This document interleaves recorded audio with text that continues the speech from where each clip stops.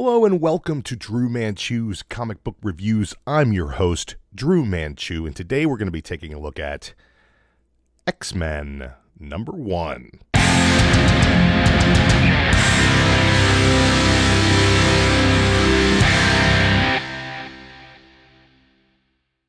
Now, X-Men #1 came out about 2 weeks ago, guys, and I haven't had a chance to really talk about it yet.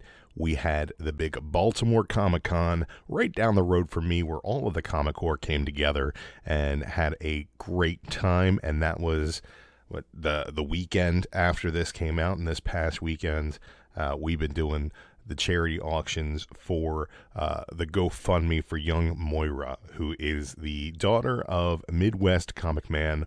Paul's daughter had open heart surgery, and the family is incurring a lot of expenses at this point in time. The GoFundMe is still live. I'm going to drop that link in the description here as well if you guys want to take a moment to give. But with that all out of the way, we are going to get back into the regular schedule for these reviews. And here is X-Men #1. And I'm sure you guys know that I loved the whole Hoxpox thing and going into Dawn of X. Let's see what we thought about X-Men #1. The book starts with a cold open with Xavier giving Cyclops his first ruby quartz glasses, and this is a callback to Cyclops' origin and the original X-Men story. As the story begins, we get Storm and Cyclops, and they are leading the X-Men into the last Orchis stronghold on Earth. Cyclops laments that for years they've endured small wins, incremental progress.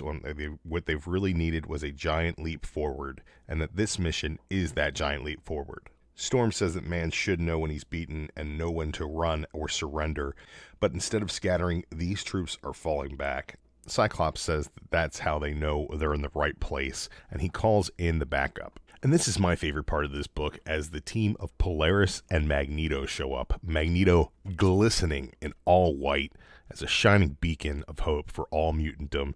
They just totally rip apart this facility and let Cyclops and the X-Men in. Meanwhile, the Orchis forces are backing up their data to the Forge. And Dr. Mars says that they'd rather make the ultimate sacrifice than yield 1 inch to the mutants. So he picks up a vial of green liquid and begins injecting the scientists with it. He says that the mutants can pry his science from his cold, dead fingers. And the next scene we see is these scientists transformed into aped creatures attacking the X-Men.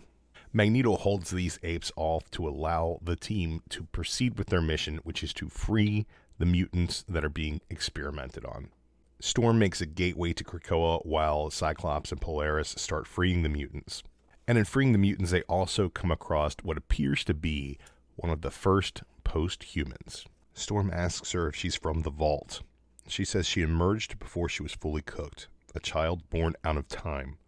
But I had to, don't you see? There are wild gods loose in the world. To which the re-emerging of Magneto says, the only gods on this planet stand here before you, child. The post-human girl translocates, and Magneto says that they should follow her. But Cyclops says no, that's not their priority, and if the council wants to make it one, they can deal with it later. But for now, they need to get these children home. Back on Krakoa, Cyclops drops Storm off with the young mutants and Dr. Reyes to make sure that everything's okay and everybody's being taken care of properly. And Magneto is greeted by the children in this area like a superhero. To see these children smiling and him beaming really makes Polaris' day. Cyclops invites her back to his house because they're going to be doing a dinner for the whole family, and he knows that Alex is going to be there, and they've got history. She says maybe next time, when the past is the past and she's not finding her way in a new land. And Cyclops remarks on how wonderful this new land is, how beautiful the concept is of the mutants being able to live in their own nation peacefully, because he believed in Xavier's dream and it was real. She asks him if he actually believes it, and he says every single word. We then come to the Orchis Forge, where the director of Orchis has come to see the fallout from the X-Men's initial attack and the destruction of the Mother Mold. Karima debriefs him while he is overseeing the funeral, and he takes all of the blame for this entire situation.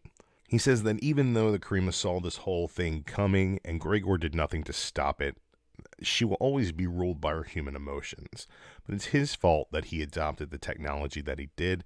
It's his fault that he put the Orcus Forge right next to the sun with the mother mold there. It was sure to elicit a response.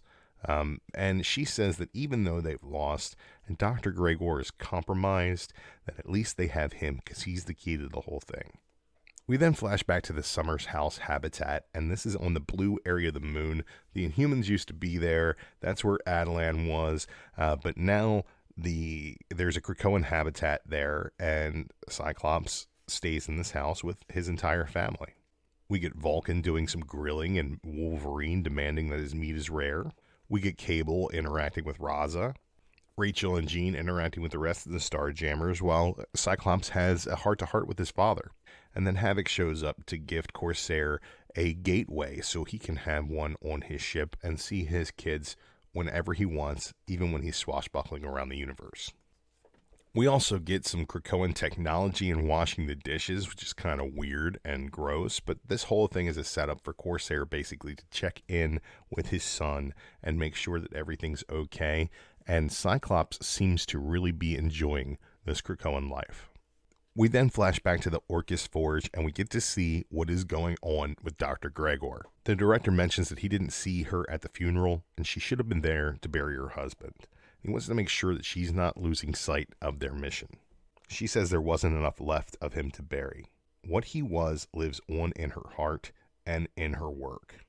The director says that Erasmus was their best military mind, a great strategist and hunter, and a tower of a man.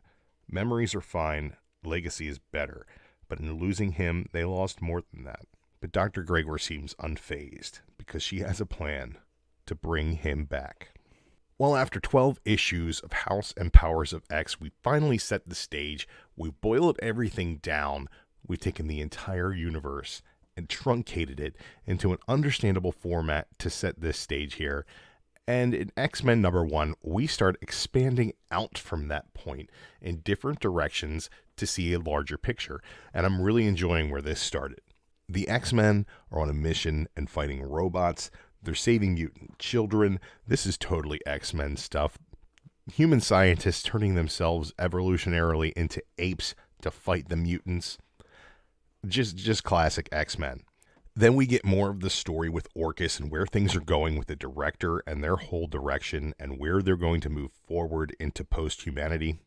The mystery child who runs away after she's saved, who isn't a mutant but is post-human, that is just another thread that we're going to have to follow through this whole story. Gregor thinks she can bring back Erasmus. How does this come into play? And the fact that we're focused on Cyclops as a true believer in all of this, and we see the way that they're living on Krakoa is kind of strange. And you know what? I'm down to see where all of this goes.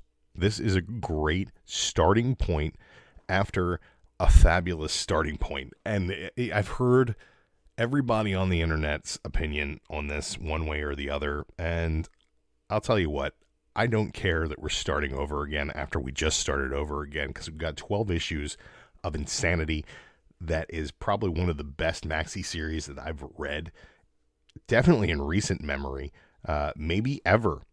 I really enjoyed House and Powers of X, and I'm enjoying this and where it starts over here. I've read Marauders as well. We'll get into that in the next review, but I think that this direction where we're kind of spreading the web out and seeing how things progress in different directions is going to be a lot of fun. I think having a 0 point to start from was a necessity, and Hickman's House and Powers of X tied that up beautifully, and this is a really nice launching point. Linnell Francis Yu does the art in this book, and it's not as good, in my opinion, as the R.B. Silva stuff and the Pepe Larraz stuff, but he stays on point with the character designs, and it's passable. It's really good stuff. I think that it's a beautiful book. I think that had I not read House or Powers and seen that beautiful art, that this would blow my mind. It's just, I think a 9 out of 10 instead of a 10 out of 10, in my opinion. And this book is just a really, really solid starting point. The one question I do have is the same question that I see a lot of people having is what's going on with Cyclops and Jean, and Wolverine. Is this a three-way thing kind of happening? Because Cyclops and Jean have their own rooms, and Logan's is smack dab in the middle. And they all seem pretty chummy sharing that beer. I don't know. Maybe there's something more going on here. Let's stay tuned to that and find out. There was also some hints dropped about the Cyclops Wolverine Jean Grey love triangle and the Sinister Secrets as well. So maybe he's manipulated that DNA sample. We never know until we find out. So let's keep reading this and see where it goes. I think it could get weird. Rarely do I super enjoy number one issues, and this one kind of has the same issue that every number one issue has, and that it's more setup than it is payoff. And story-wise, it's kind of hard to judge where things are going from a number one issue. But this was really good stuff. This is a 3.5 out of 5. It's not setting the world on fire, but it gives me more of this universe that I really want to explore. And I like what they're doing with the Orcus stuff, and I want to see what goes forward with the Cyclops stuff. It's just like, come on, focus on Cyclops again. Make the X-Men about Cyclops. I'm down for that for a little bit. Let's see how this goes. 3.5 out of 5.